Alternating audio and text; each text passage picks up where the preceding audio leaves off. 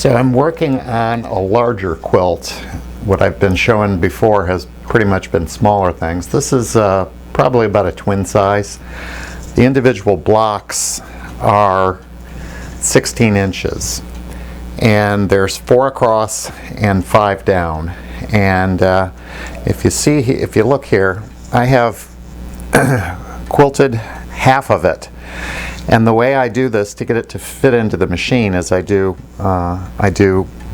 center out on this half and then turn it around and do the center out on the other half, so you don't have as much that has to get shoved up under the harp of the machine. First thing I did is when I basted it, I used spray basted all 3 layers together. And then I used a walking foot and stitched between each of the blocks, and that helps to hold it together better when you're fighting with it under the machine. You're trying to get it all stuffed up into the machine and be able to quilt it. That extra stitching helps to keep the spray basting in place. I've done it without, and it tends, for me anyway, the spray tends to come loose, and it creates a problem, and you get puckering and bunching in the back.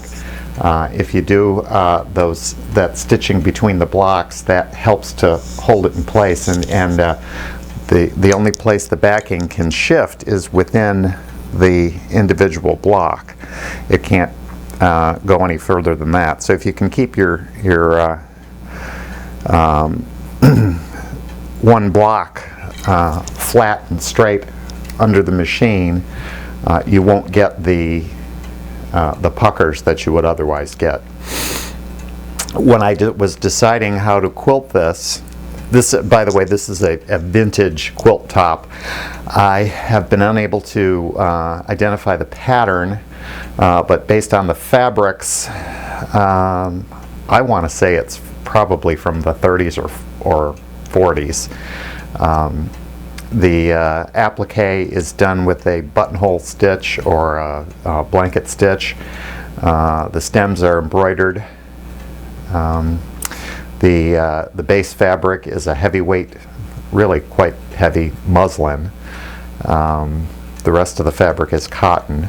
I used a off-white muslin type backing to match the front. And anyway, so I wanted the quilting to be not too modern looking because it's a vintage quilt top. I wanted it to feel like the quilting and the quilt top belonged together. So I decided to do just outline quilting around the appliques, and then I did sort of a modified feather in the space between, and I'll zoom in close and show you how I did that. But I couldn't make those quilting motifs perfectly even because the person who originally made the quilt top did not make the appliques perfectly even. They are not all in exactly the same spot, so I'm having to individually modify each quilting design as I go. So rather than on the first 1 or 2 I drew the design in, and I found that each one had to be different, so I can just do it by eye while I'm sewing it. Certainly you could mark them all if that made it easier. And the other thing I did is I drew lightly in pencil. I use a number 2 mechanical pencil, which washes out nicely. I drew a line down the center of each 16-inch block. So now I've got 4 8-inch blocks within each of the bigger blocks, and that helps me to place the stitching. So I've got the extra material, the extra bit of the quilt will go up under this end, so I never have to get more than half of it under the machine, and it would help. This machine I don't have set up that way because I can't get a camera near it that way. But anyway, if the machine is further out and you actually have a table behind it, that helps to catch all this extra fabric and keeps the weight from hanging so much. One of the things that's going to make your free motion quilting harder is if you have a whole lot of weight hanging down, or that makes it so that you have more material, more fabric, more weight to push around. So if you put an extra table behind the machine to catch this as you quilt it through, that's probably going to make your life easier. A lot of people will very carefully roll this all up along the edge, and I find that that's a real pain because I have to keep rolling it and unrolling it, rolling it and unrolling it.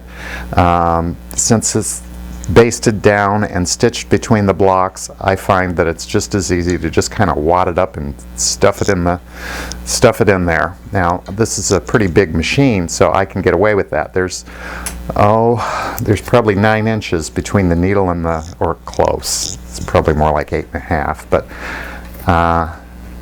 yeah, see, a good 8 inches anyway between the needle and the column. So I've got a good bit of room to work there. I could do a full-size quilt easily on that machine.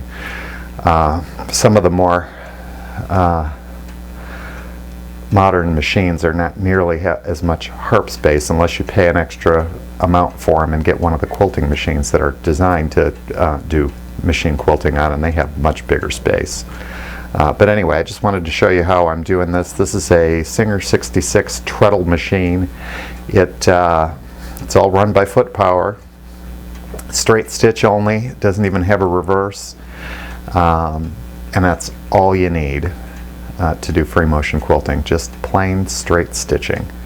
And I'll move the camera and zoom in and show you how the actual quilting goes. So I'll be right back.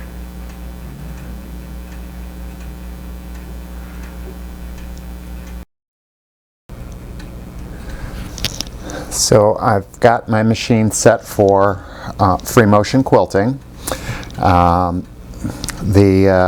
The foot I'm using, this is a vintage Singer brand, and these are hard to find. If you cannot find one of these, and they're pretty expensive too if you can find them, because they didn't make them for very long. I don't know why. They're great. But anyway, if you can't find one, this style works perfectly on this particular Singer 66 machine. And that's a Singer brand, and there's others that are this style. Just online search, type in Singer darning foot, and you should, if you type in darning foot as opposed to quilting foot, you'll find this kind. And the way that works is the presser bar, the needle bar goes up and down, and the foot will hop as it rides across the fabric. I do not cover the feed dogs or lower the feed dogs. You can't lower the feed dogs on a Singer 66 or many of the old Singer machines. You just can't lower them. But it works anyway. If you set your stitch length to the shortest that it'll go, that will help. You can get feed dog cover plates that would go over these, and that can be helpful. I actually have found that I like the extra drag that those feed dogs give me because it keeps me from going too fast. If you move too fast, you get screwy stitches, especially when you're going around curves. When you go too fast around a curve, your stitches will look pretty good on the back, but on the front, but on the back they start to look like little ladders where the machine is not keeping up with the thread on top. So slower is better, especially when you're working on a treadle. So I find that the feed dogs actually help me stay help keep me from going too fast. So the way I'm going to do this is I'm going to start out by outlining the flower. I'm going to start up at the top, lower the presser bar, get the thread up to the top and out of the way, and start stitching.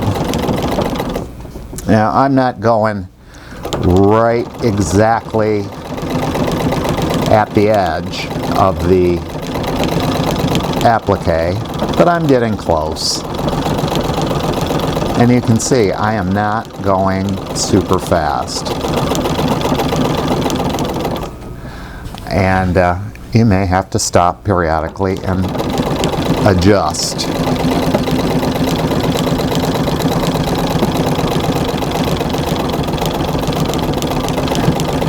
And I don't know if you can see this in the camera there, but what I'm trying to do is keep the area that I'm sewing really nice and flat.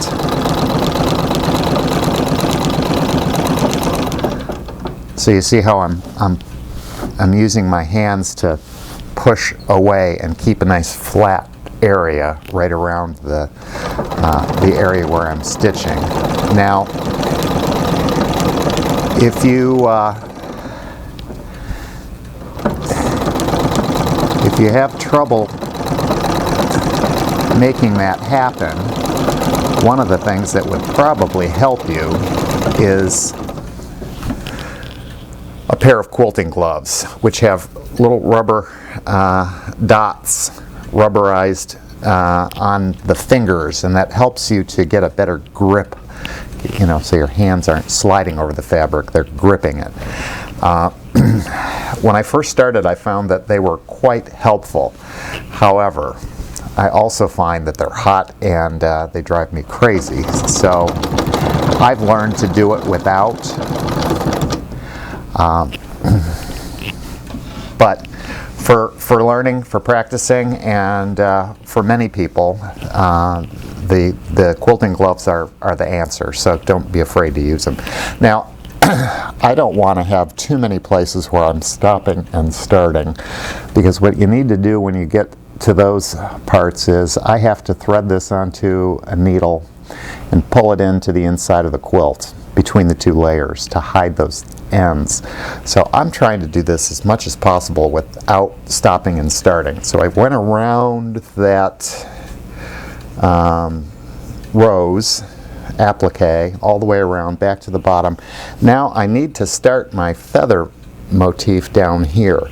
So I'm actually sewing over one of the lines in between the blocks so I can get there without having to stop and start my my thread. So back here is where I'm going to start, and I'm trying to move this around so you can see what I'm doing.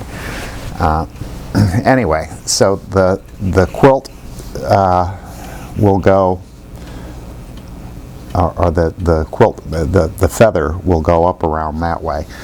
So we go around this way.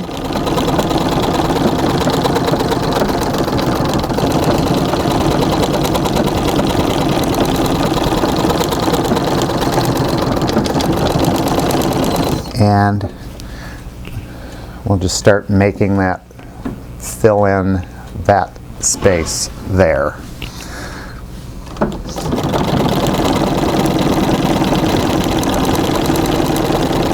And like I said, I did have the first couple of these that I did, I had marked them.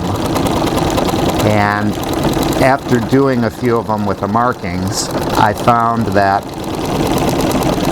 I had enough experience with that particular design that I could eyeball it. And I do have to modify each one a little bit because of the variation in the placement of those rose appliques. The leaves aren't always in the exact same spot. Sometimes they're further over this way and there's not as much room down here. Sometimes the roses are closer together at the center. So making adjustments as I go is how it's happening.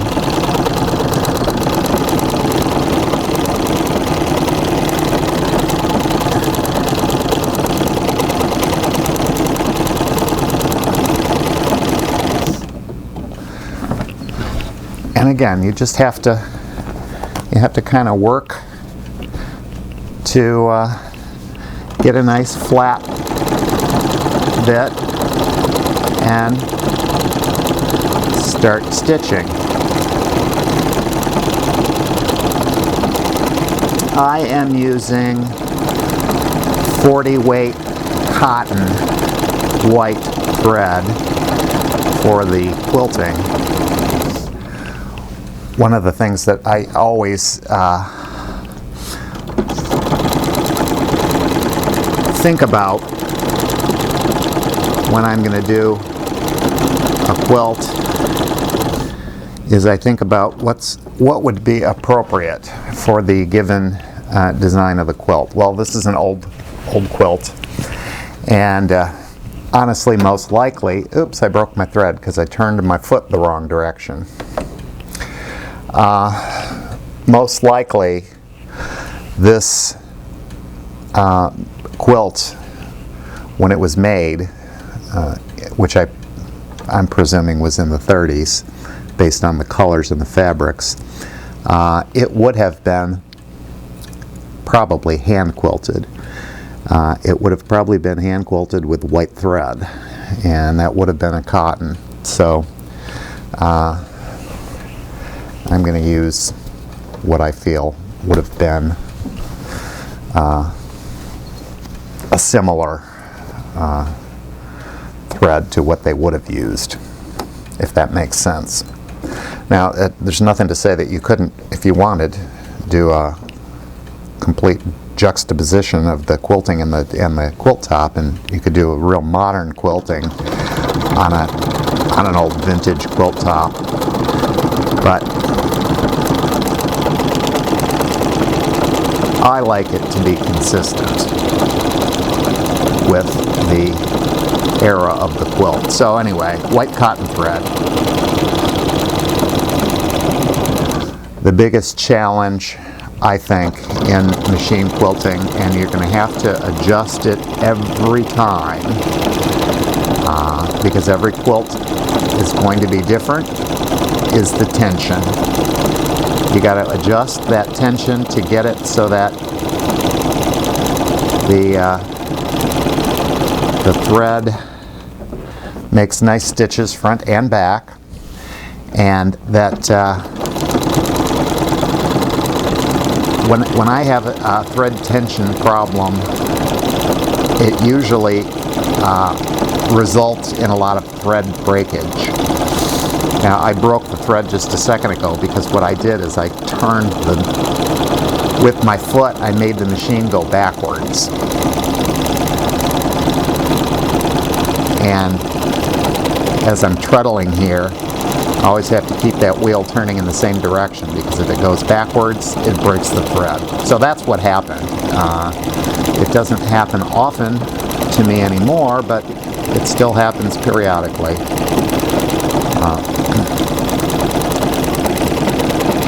Anyway, white cotton thread. I just ran out of bobbin, so I'm going to stop. But I think you get the idea.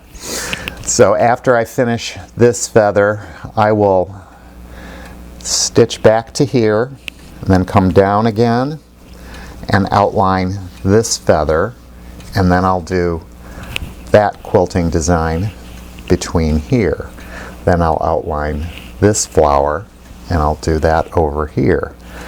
And I do that on every block until I've got it all filled in. So you can see this is how it's going to turn out over here, and This is the section I'm working on, and so a pretty good sized quilt can fit in the machine without a whole lot of anything special. It's just a plain old machine. Now I'm using a treadle, but you certainly don't need to do that. You can use an electric machine. Again, all it needs to be good at quilting is it needs to be a decent straight stitch machine, and that's all.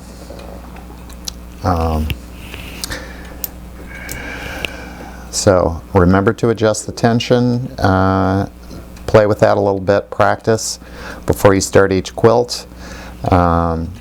Keep as much of that fabric stuffed in here as you can. I'd be better served if I had a table behind me instead of a wall that could catch the extra quilt as I go through, and take it slow. I think that's one of the big secrets. So that's all I can think of to add, but I will continue to work on this. When it's done, I'll do the binding, and I will show you how I'm going to do that too. I've got to see if I can find either some of the green or some of the pink to match, because I think that'd make a nice binding for this, and then I'll show you how I attach the binding and do that all by machine. So happy quilting.